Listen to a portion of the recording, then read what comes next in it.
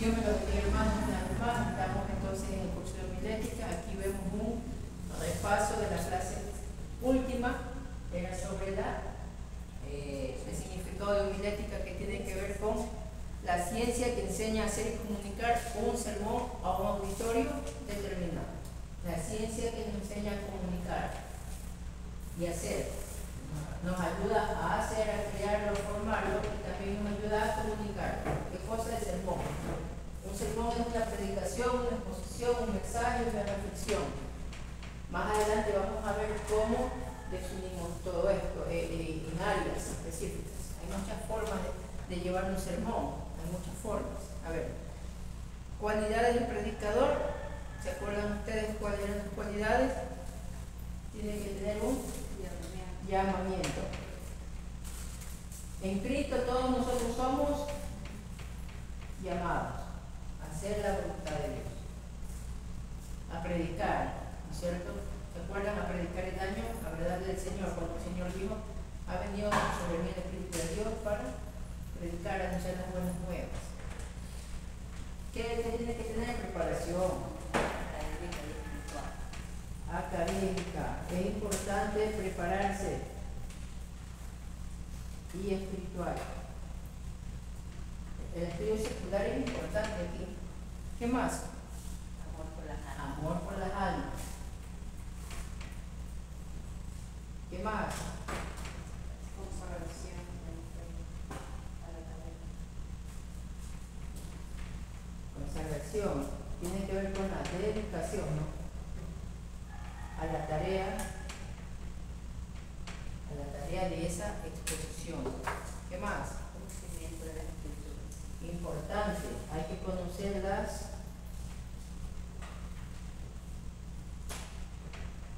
escrituras. Leer Biblia, hay que leer bastante la Biblia. ¿Qué más? Santidad y limpieza espiritual.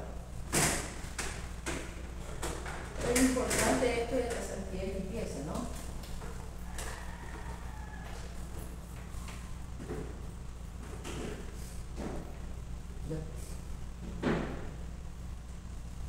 ¿Por qué es importante? Porque vamos a llevar públicamente, vamos a ser unos representantes de Dios nosotros. En el momento que estemos en un púlpito, nosotros nos convertimos en representantes. El apóstol Pablo dijo, nosotros somos embajadores de Cristo. Y también dice, nosotros también somos cartas abiertas, expuestas para todo el mundo. Esto es muy importante, la santidad, la limpieza. La limpieza tenemos nosotros que tener en cuenta. Muy bien, estructura o forma del sermón. ¿Cuántas partes se conforma un sermón? 7 partes. Muy bien, vamos a ver, ¿cuáles son esas 7 partes? Texto. Ya. Objetivo. Introducción. Cuerpo, plano, bosquejo. Conclusión y explicación.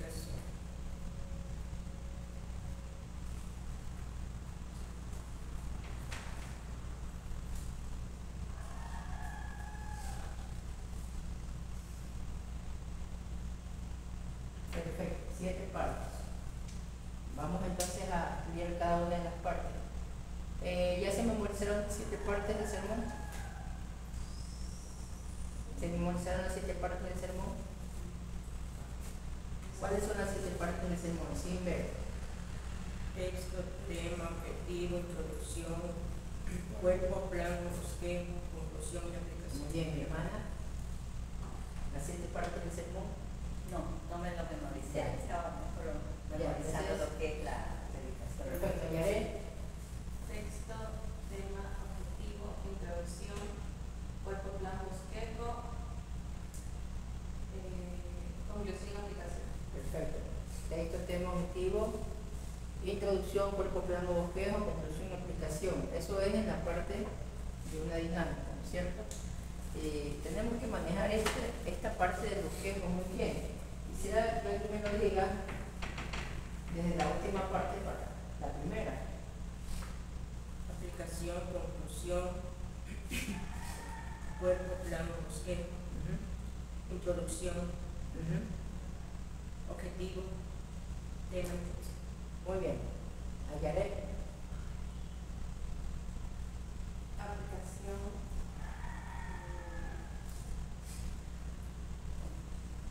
Aplicación, conclusión, cuerpo, plan, bosquejo, objetivo, introducción, tema y texto. Hago una variante ahí. Primero venía la introducción, después venía el objetivo. Ya, vamos de nuevo otra vez. Aplicación, conclusión, cuerpo, plan, bosquejo, cuerpo, plano, bosquejo,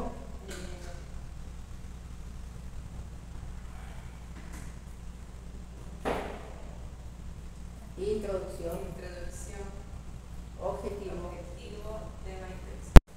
tema y texto. Muy bien, son las 7 partes del sermón que nosotros vamos a aprender, ¿no? Y eso tenemos que aprenderlo muy bien. Entonces, vemos que un sermón está formado por 7 partes importantes, ¿no es cierto? Son 7 partes importantes. Usted conoce cada función de esta parte, porque cada parte tiene una función. Prácticamente vamos a aprender a hacer mensajes, predicaciones. Se aplica en todo tipo de predicación, enseñanza, reflexión, sí. Esto es lo básico, porque todo tiene que tener un texto, todo tiene que tener un tema base, un objetivo, la introducción para la enseñanza que va a estar detallada en el cuerpo, plano, bosquejo. Después de ello viene la conclusión, el resumen de todo, viene la aplicación final, ¿cierto? Muy bien, entramos en materia y entramos con el primer punto. El sermón es una estructura completa. Muy bien, el sermón es una estructura compuesta de 7 partes, que ya la vimos, ¿no es cierto? Texto, tema, objetivo, introducción, cuerpo, plano, bosquejo, conclusión, aplicación. Vamos a estudiar por separado cada una de estas partes. Vamos a ver con el texto. Vamos a ver qué es el texto. Muy bien. ¿Qué dice ahí? Es una porción de las Sagradas Escrituras que provee, ¿sí está lleno? Que provee el contenido fundamental del sermón. Es una porción de las Sagradas Escrituras que provee el contenido fundamental del sermón. Su extensión puede ir desde una fracción del versículo, o un versículo completo, hasta un párrafo compuesto de 2 o más versículos. Aquí vamos viendo entonces. El texto dice que es el que provee el fundamento de todo el mensaje. Fundamento, o podemos decir una base del mensaje. ¿Ya? Cuando hablamos de un texto base o un texto de fundamento, este texto puede ser, digamos que el texto está formado en esta forma de cuadro, ¿no? Puede ser una porción solamente, una pequeña porción. Puede ser todo el texto, este es un versículo. Yo me puedo valer para crear un mensaje de una parte del texto, solamente una parte, no de todo. Me puedo valer también de todo el versículo, una parte del versículo, de todo el versículo, o me puedo valer también de 1, 2 o 3 versículos. No se recomienda mucho, máximo 2 a 3 versículos como máximo, pero lo habitual son un versículo básico, ¿ya? Su extensión puede ir desde una fracción de un versículo completo, hasta un párrafo compuesto de 2 o más versículos. En cualquiera de estas extensiones el texto debe tener, ¿qué cosa? Un pensamiento, aquí vamos a entrar, un pensamiento o idea completa. Y además debe de proveer base suficiente para elaborar un mensaje, ya para edificar y consolar a los creyentes o también para evangelizar a los incrédulos, ¿cierto? Muy bien. ¿Qué? Entonces, sea que usted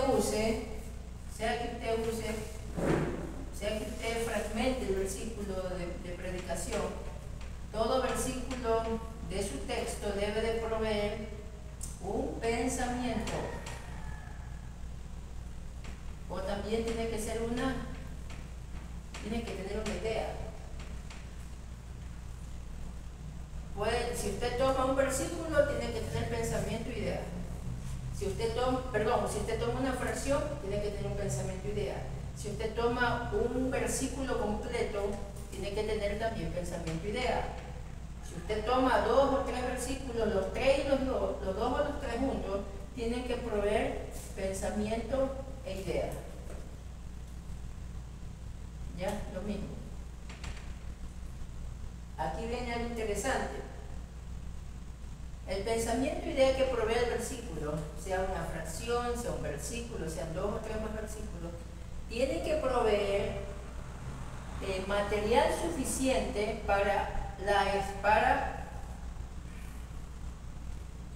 vamos a decirlo aquí, para elaborar el mensaje.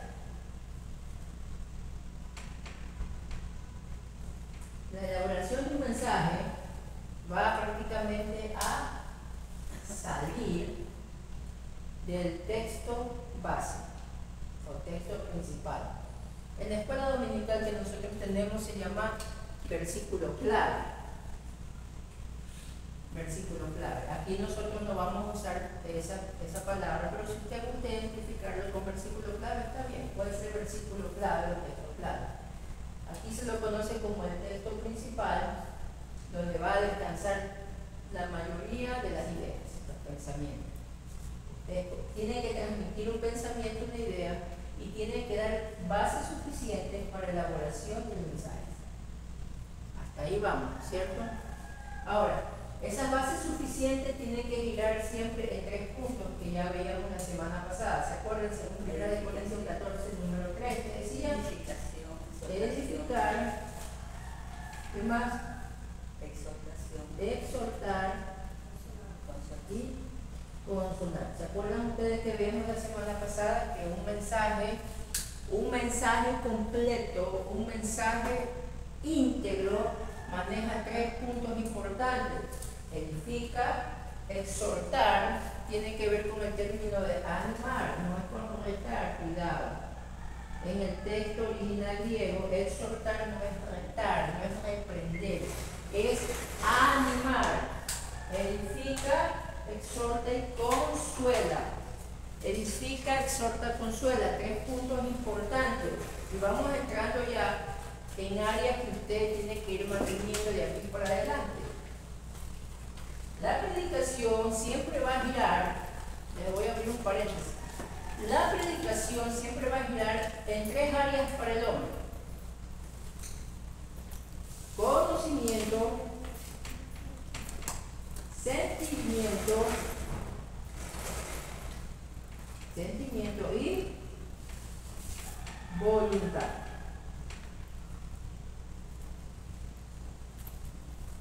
Esto hay que grabar. La predicación, toda predicación siempre, detrás de esto, un mensaje siempre va a trabajar en 3 áreas. Un mensaje siempre va a trabajar en 3 áreas con la guía del Espíritu Santo: conocimiento, sentimiento y voluntad. Esto es parte de lo que se llama la didáctica o pedagogía didáctica o la pedagogía cristiana, que lo veremos más adelante. Volvamos al texto. El texto entonces provee el fundamento base para el sermón. Debe de tener un pensamiento o una idea y debe de proveer el material suficiente para elaborar el mensaje. Bueno, prácticamente todos los versículos en su mayoría, ¿no? Pero hay versículos que son un poco más complejos. Ahora, tres áreas que siempre vamos, tres puntos importantes que vamos a mantener siempre en nuestra mente antes de formar un mensaje o crear un mensaje con la ayuda del Espíritu Santo: edificar, exhortar y consolar. Primera de Corintios, capítulo número 14, verso 3, 2 y 3, perdón, 3. El mensaje no es para atacar a nadie. La predicación no es para personalizarlo contra nadie. El mensaje verdaderamente cristocéntrico está basado para edificar, exhortar y consolar a un auditorio. Usted va a trabajar con un auditorio, sea un auditorio de creyentes o sea un auditorio de incrédulos. Pues vamos, entonces, el texto es muy importante, ¿no? Vamos a ver ejemplos de fracciones de versículos. Primera de Corintios, capítulo número 14, verso 1. ¿Qué dice? Primera Corintios, capítulo 14, verso 1. Empezamos a ver con propiedad en todos nuestros textos bíblicos de ahora en adelante. Primera de Corintios, capítulo 14, verso 1. ¿Qué dice? ¿Alguien que lea, por favor?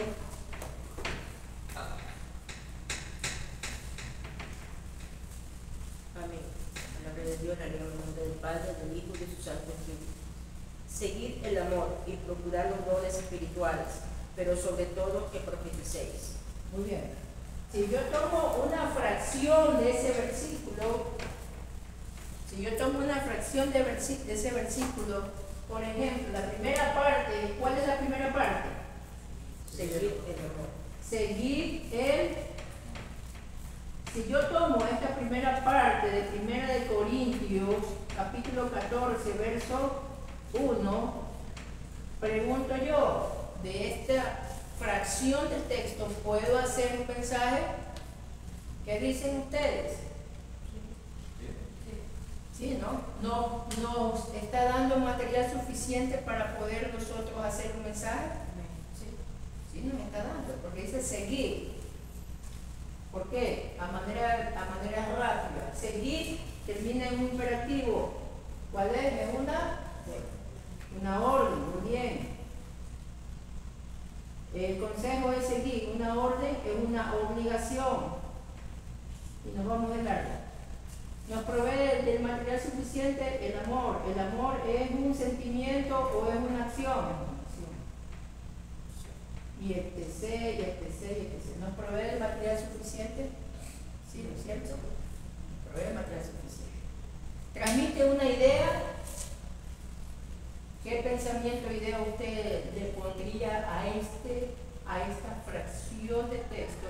¿Qué pensamiento o idea? Vaya pensando más adelante. Vamos a otro ejemplo. Primera Corintios 6, 18. Primera Corintios 6, 18. Primera Corintios, carta a los Corintios, Primera Corintios 6, 18, alguien que lea, ¿qué dice? Huid de la fornicación, cualquier otro pecado que el hombre cometa, está fuera del cuerpo. Y se fornica, no se cuerpo. Muchas gracias, varón. Primera de Corintios 6, 18.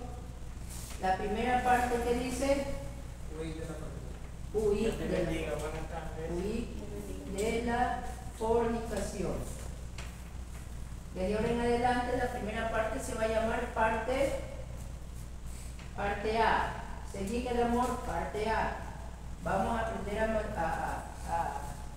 clasificar el versículo. Huir de la fornicación, la parte A. De ahí viene la parte B, la parte C de las fracciones del versículo. Estamos en la parte A, dice huir de la fornicación, según 1 Corintios 6, 18. En esta fracción de versículo nos provee material para una idea o pensamiento. ¿Qué dicen ustedes? Podemos hacer una idea. Y también preguntamos, ¿nos provee el material suficiente para elaborar el mensaje? ¿Qué dice? Sí, ¿no es cierto? Entonces, ahí vemos, ¿no? Vamos a otro ejemplo. 1 Pedro 2:17. 1 Pedro 2:17, ¿qué dice?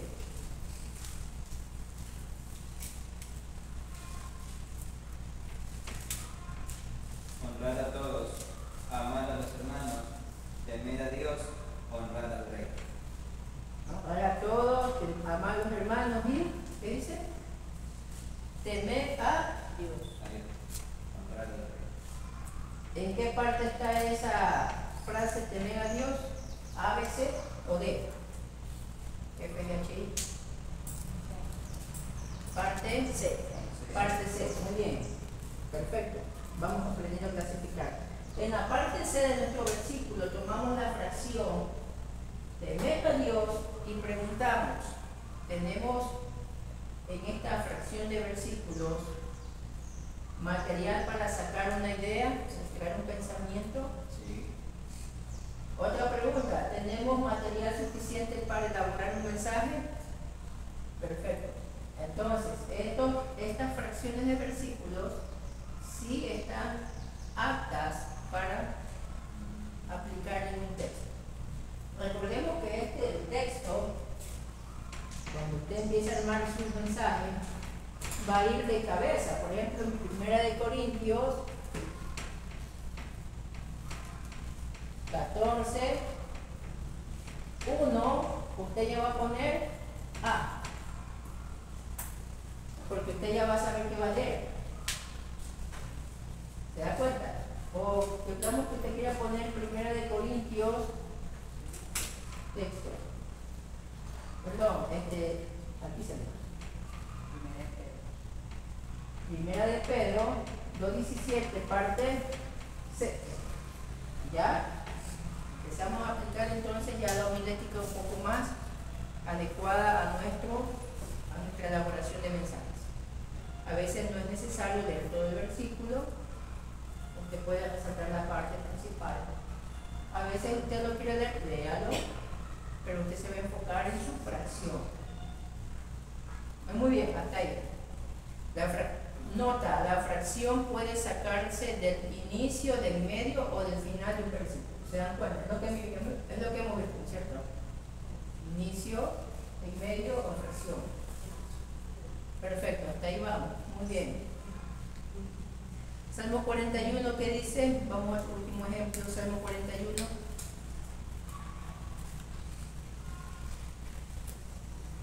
¿Alguien que lo lea?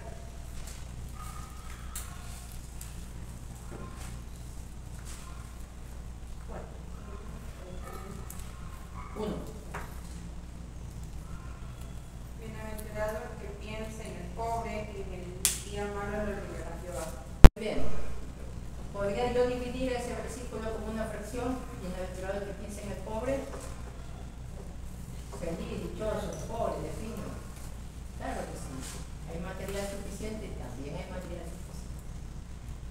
Vamos avanzando. Vamos ahora a ejemplos de textos de un versículo completo. Ya vimos fracciones. La fracción, ¿de dónde sale? De un versículo. La fracción sale de un versículo completo, ¿no? Vamos a ver otros ejemplos de texto de un versículo completo. Santiago 4:11. A ver, vamos con Santiago 4:11. También buscan Filipenses 4:8, Salmo 37:5 y tenemos todo. Santiago 4:11. Alguien que lea, por favor.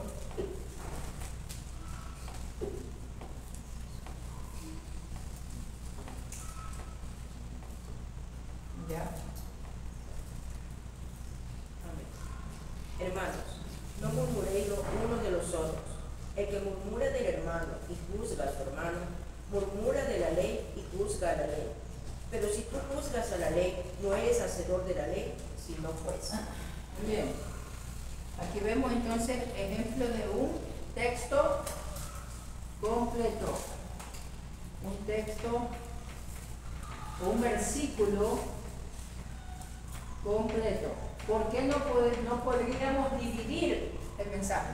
Perdón, el versículo. ¿Por qué no podríamos fraccionar el versículo? Porque trata de un solo tema. De un solo tema, pensamiento. ¿Se dan cuenta? Usted puede decir, bueno, yo sí podía hacerlo. Claro que podía hacerlo, sí, no diría que no. Pero ese texto tiene una pegada un poco más fuerte para una idea más centralizada, ¿cierto? Entonces se necesitaría de todo el versículo para poder llevar un texto. Eso estaba en Santiago 4:11. Santiago 4:11. Algo que ya tenemos que ir tomando en cuenta es que el tema, ya vamos enganchando, el tema sale de dónde?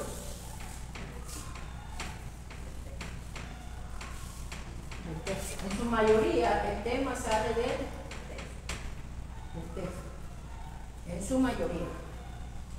Porque también puede ser que ustedes den el tema para predicar y que a veces es un poco más fácil que le den un tema, porque usted ya busca el versículo.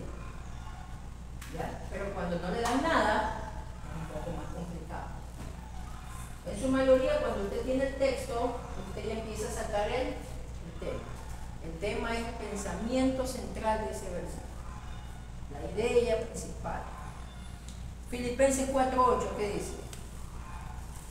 Por lo demás, hermanos, todo lo que es verdadero, todo lo honesto, todo lo justo, todo lo puro, todo lo amable, todo lo que es de buen nombre, si hay virtud alguna, si hay algo digno de alabanza, en nuestro pensar. Muy bien, ahí tenemos entonces otro versículo completo que nos provee de material para pensamiento o idea, ¿no es cierto? De nuestro texto. Esos son ejemplos de texto de versículo completo. Vamos a Proverbios 14:1. ¿Qué dice Proverbios 14:1? La ofensa edifica su casa, permanece con sus manos verdaderas. ¿Se dan cuenta? Si nosotros quisiéramos fraccionar el versículo, nos quedaría solamente una parte de la enseñanza, pero el versículo está complementado para darle lo positivo y lo negativo, negativo y positivo. Entonces, ahí vemos un ejemplo de texto completo. Eso está en Proverbios 14. Proverbios 14, no sé.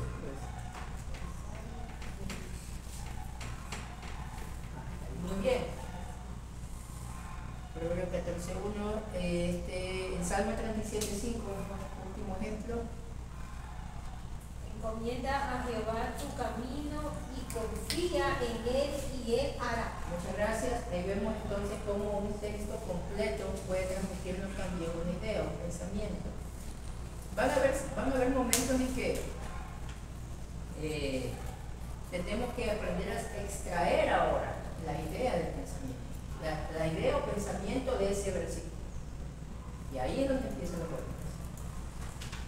Vamos ahora, ya hemos visto versículo completo. Ahora vamos a ver ejemplos de 2 o 3 versículos. 1, 2 o 3 versículos. Vamos a ver.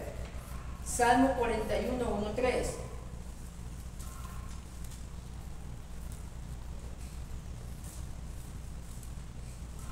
¿Alguien que lo lea? Amén. Bienaventurado el que piensa en el pobre, en el día malo lo librará Jehová. Jehová lo guardará y le dará vida. Será bienaventurado en la tierra, y no le entregarás a la voluntad de sus enemigos. Jehová lo sustentará sobre el lecho del dolor. Mullirás toda su cama en su enfermedad. Muy bien, gracias mi hermana. Ahí vemos entonces cómo hay un pensamiento concreto en 3 versículos. Y creo que esto de aquí usted ya lo puede entender mejor, ¿no es cierto? Con los ejemplos que están ahí. Ahí ve usted el Salmo 37, 1 y 2, Mateo 5, 14 al 16, Juan 14 del 1 al 6, Filipenses 2 del 5 al 11, 2 de Timoteo 4, 1 al 5. Todos ellos, esos 2 o 3 versículos, hicieron qué cosa, un pensamiento central, juntos. ¿Sí? Muy bien, preguntas hasta aquí, mis hermanos. ¿Alguna duda, alguna situación que no esté clara?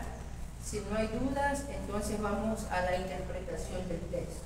La interpretación del texto. Interpretar el texto es comprenderlo. Hay que comprender el texto. ¿Qué más? Hay que entenderlo.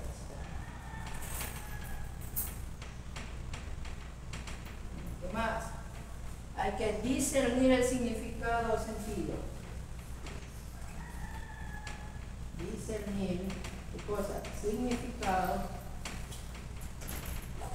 Aquí es donde va a aplicar usted lo que es hermenéutica. Bueno, todo se aplica en la elaboración de un mensaje. Hay que interpretar el texto, hay que comprender el texto, hay que entender el texto, hay que discernir. Discernir tiene que ver con el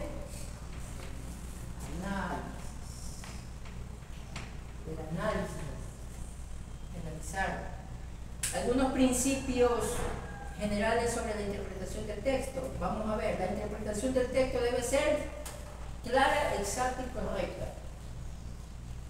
La interpretación del texto, para interpretar un texto tenemos que ser claros, tenemos que ser exactos y tenemos que hacerlo de manera correcta, tomando en cuenta el texto, contexto.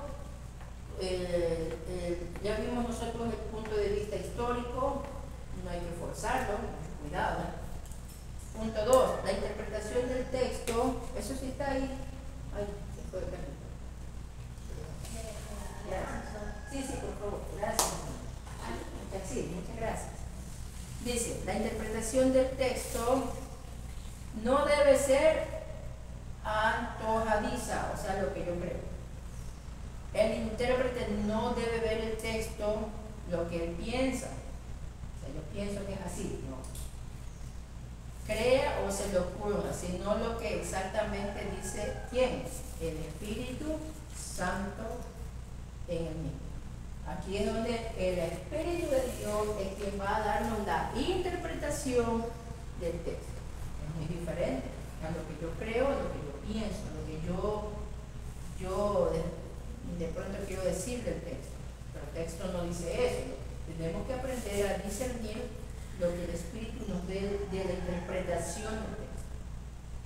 La interpretación del texto no debe contradecir o oponerse a las enseñanzas globales o generales de las Escrituras, ni tampoco a las enseñanzas particulares. La interpretación debe armonizar, concordar con el texto de la Biblia. Pregunto yo, en Efesios 2, 8 y 9 dice, por gracia sois, no es por obra, para que nadie se gloría. Pregunto yo, ¿a qué se refiere el apóstol Pablo cuando dice, Santiago, cuando dice que hay que hacer obras por la fe? ¿Acaso Santiago está diciendo que hay que hacer obras para salvarse? ¿Qué dicen ustedes? ¿Cuál es la interpretación ahí? Que las obras no salen. ¿Ya? ¿Cuál es la interpretación de Santiago? ¿Cuál es la interpretación de Pablo? ¿Acaso hay una contradicción en ellos dos? Si no hay contradicción, ¿cuál es la interpretación? Si yo quiero usar esos dos textos, porque hablan de las obras. El apóstol Pablo dice que la salvación no es por no obras. La única obra es la obra salvífica de quién? De Jesucristo. Perfecto. Y el apóstol Santiago dice que las obras son un papel importante ¿para qué? Para demostrar lo que ya somos. Demostrar que somos salvos. Las obras de un cristiano, Santiago dice, demuestran que tú eres cristiano. No son obras de salvación, son obras que demuestran que en ti opera Dios, en ti vive Dios. Esas obras, dice Santiago, tenemos que hacerlas si es que somos cristianos. Si no las hacemos, estamos dejando de duda nuestra conversión. No tiene nada que ver con la salvación. Pablo dice que por gracia somos salvos. Pablo dice que las obras humanas, sacrificios de la ley, rituales del pasado quedaron abolidos por el sacrificio de Cristo. Y Santiago complementa y dice lo que dijo Pablo prácticamente es verdad, pero añadimos que si tú eres salvo, tienes que demostrarlo con las obras en Cristo, en Dios. Amén. en Cristo en Dios, hacer obras. Ya no para salvarse, sino para demostrar que tenemos fe y que somos en fe, andamos en fe. Si yo digo en una predicación, porque yo he escuchado lamentablemente, no aquí, en otro lado, Pablo dice que no hay que hacer obras para salvarse, pero Santiago dice que hay que hacer obras para salvarse. El error completo. Falta de hermenéutica complementaria. Completamente equivocado. Eso significa que no hay hermenéutica. Se violó los principios, los reglamentos, las normas de contextualización. Contextualización de los libros y contextualización histórica. Se viola todo eso. Entonces, para no violar eso hay que leer, hay que investigar, analizar, discernir el significado, comprenderlo, entenderlo correctamente, concretamente. Santiago no se opone a lo que es la salvación por la obra de Cristo. Santiago lo que sí nos dice es que debemos aprender a demostrar que ya somos salvos. ¿Preguntas hasta allí? Esa es la parte armónica. Nuestros textos tienen que ir complementados con armonía. No podemos refutar la Biblia con la Biblia. Eso está mal. ¿Ya? ¿Qué más? La interpretación del texto no debe contradecir o oponerse, ¿no? Debe ser armoniosa, concordar con todo lo de la Biblia. 4. La interpretación del texto debe hacérsela aplicando los sanos principios de la hermenéutica bíblica y en dependencia estrecha de la iluminación de ¿quién? Del Espíritu Santo. Amén.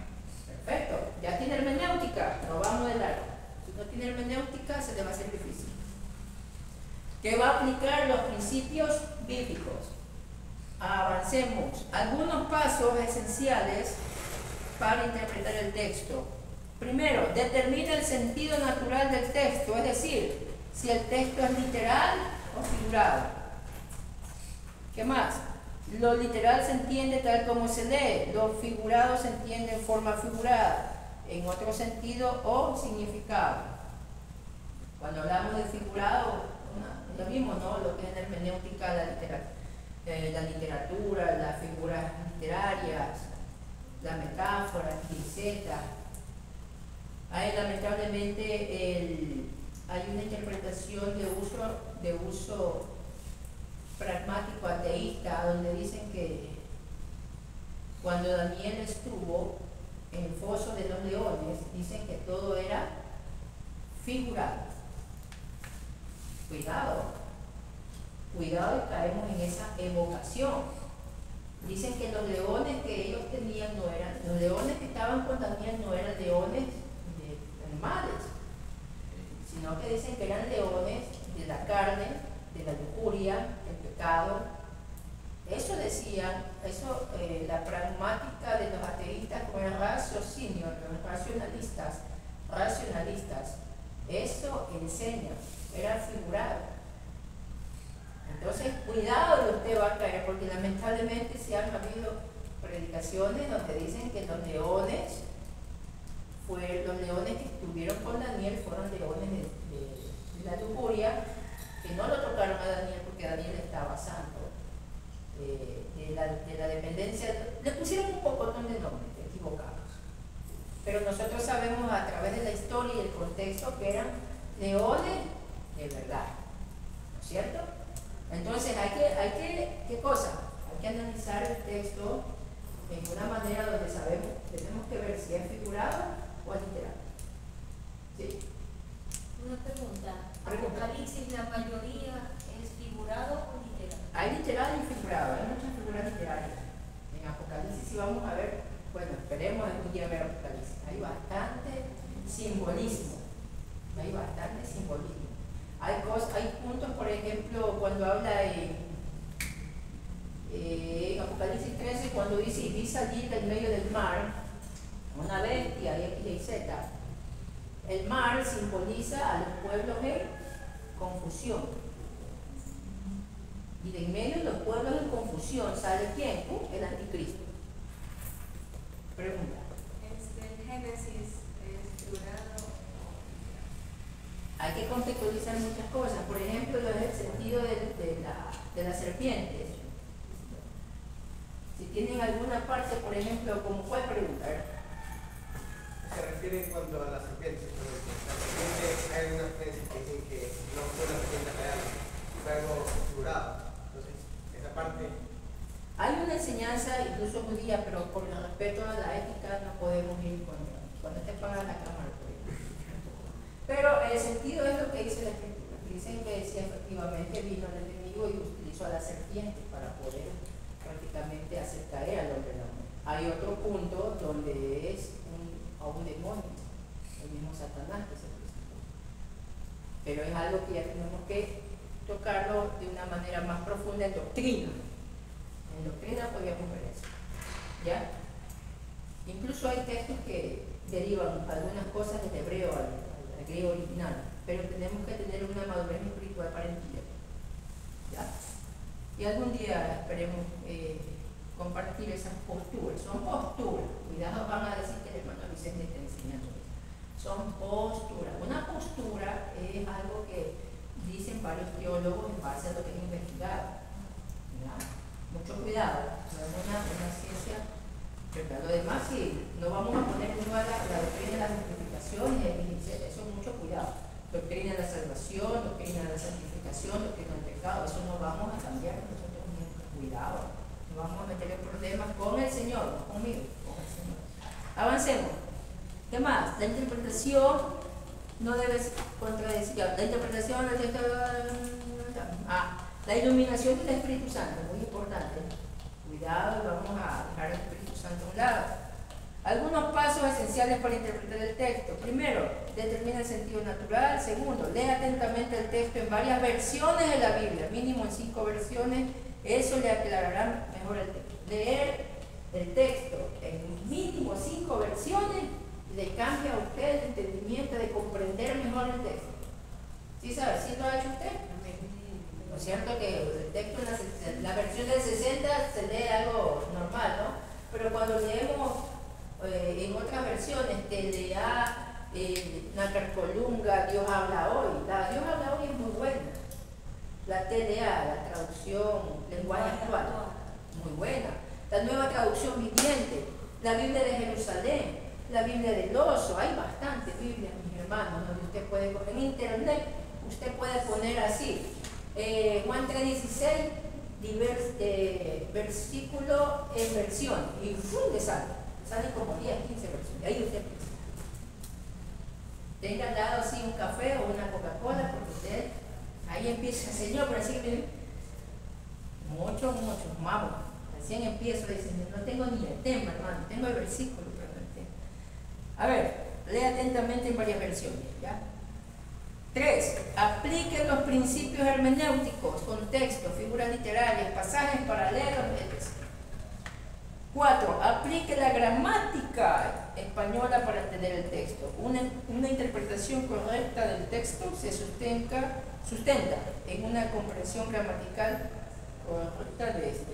Hay que leer bien el texto, hay que respetar punto y coma.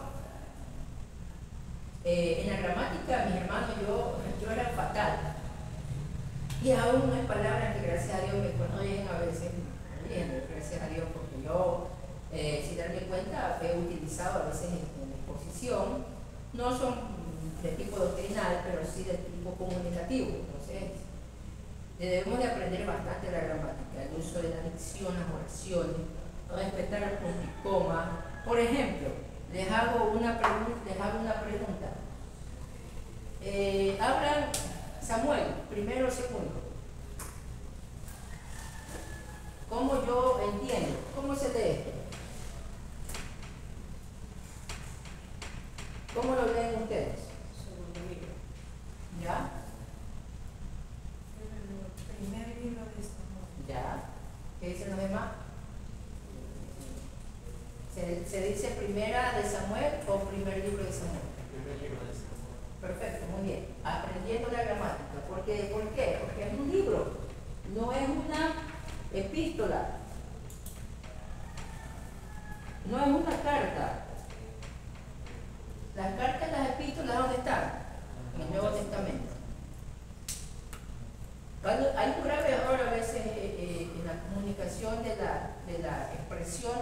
mensaje que vemos.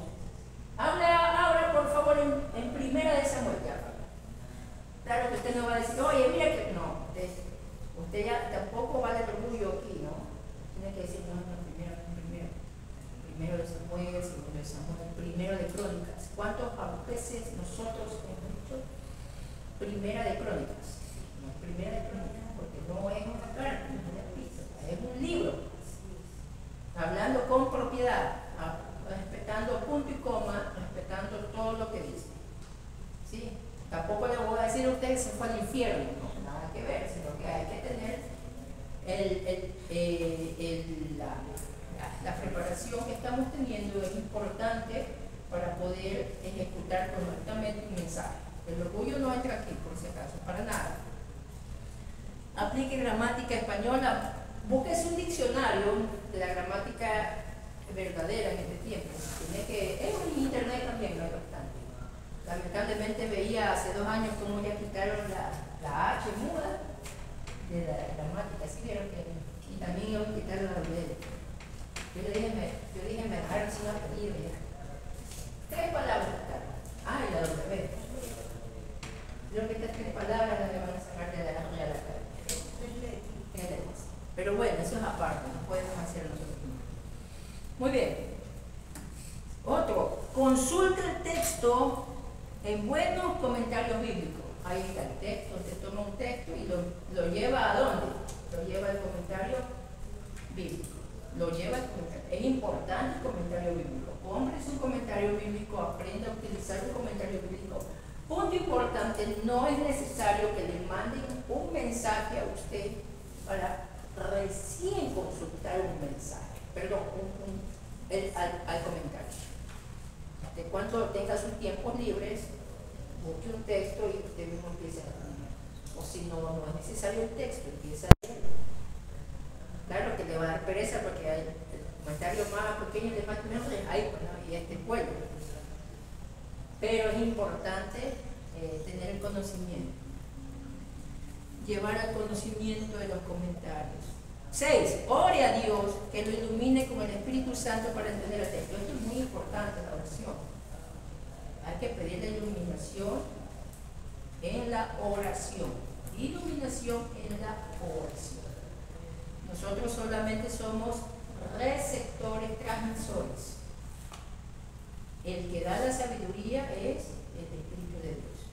El que da la destreza, la capacidad, el Espíritu de Dios. Muy bien.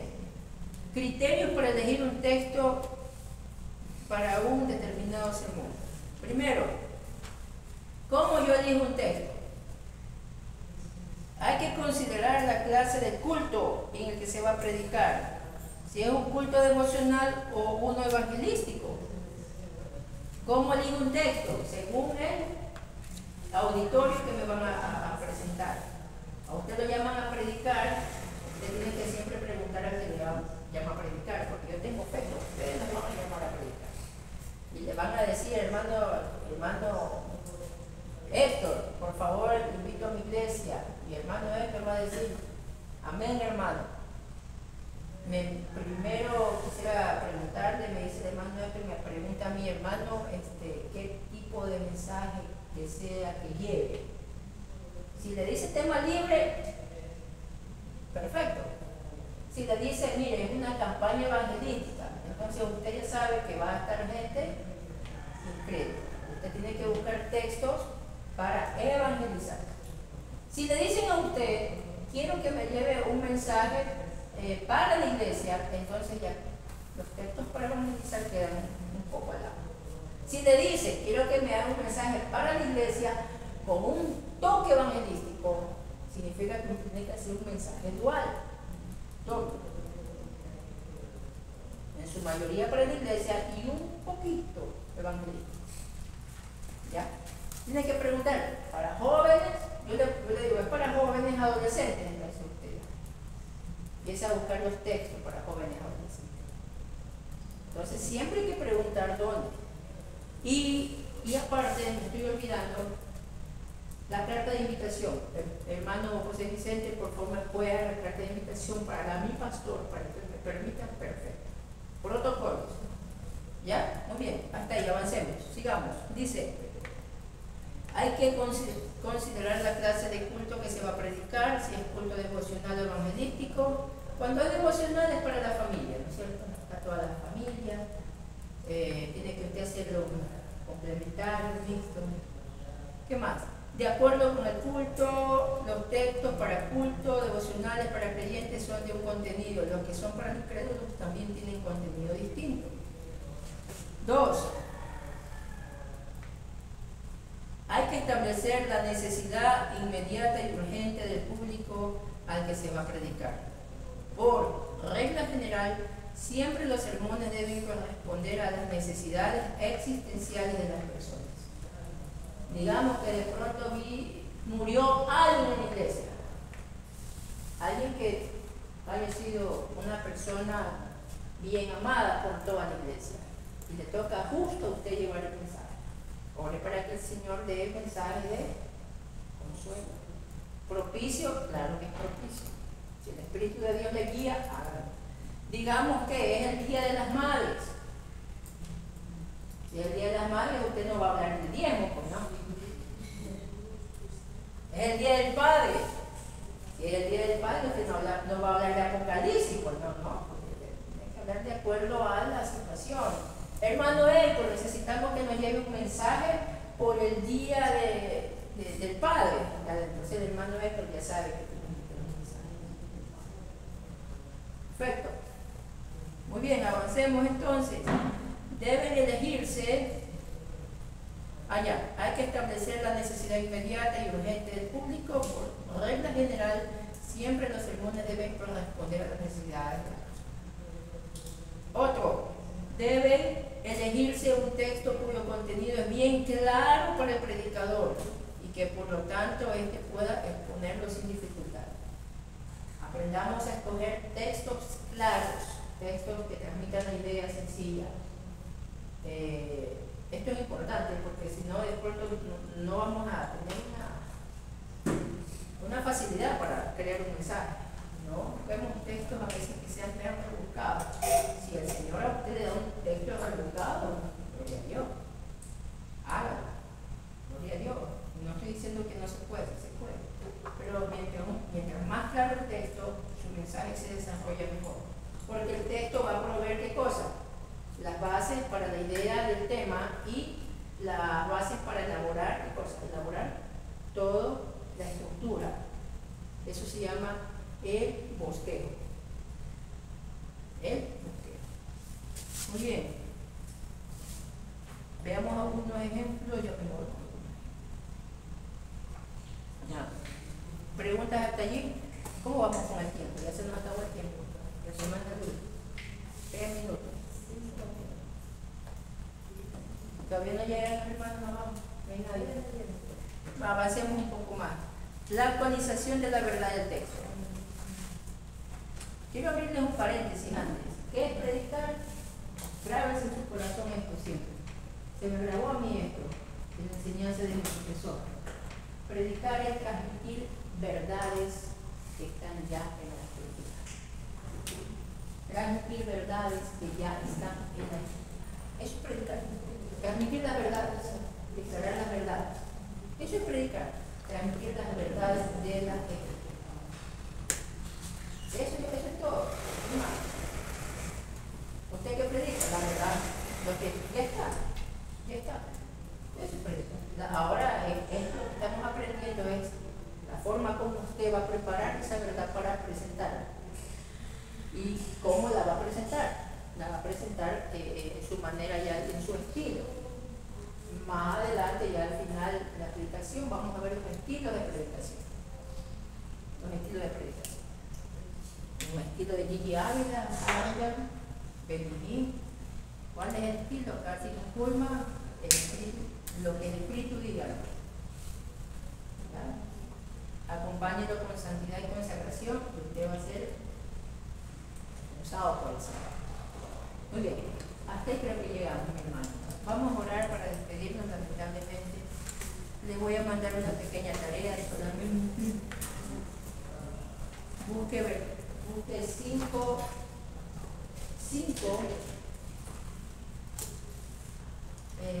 versículos que tengan una fracción, 5 de una fracción, 5 de un versículo completo, y 5 que tenga de 1 o hasta 3 versículos, 5, 10, 15. Ensayemos. ¿Ya? Pero, o sea, poner el tema. Con eso. No, solamente. Solo buscar los versículos. Solo buscar versículos, por ejemplo, puede ser un ejemplo de Santiago 1.12 que dice, si lo dice la canción, Santiago no enseña lo verdadero, que soporta la tentación. Ellos pueden la parte A. Pero es un ejemplo, ya sí ya no les vale.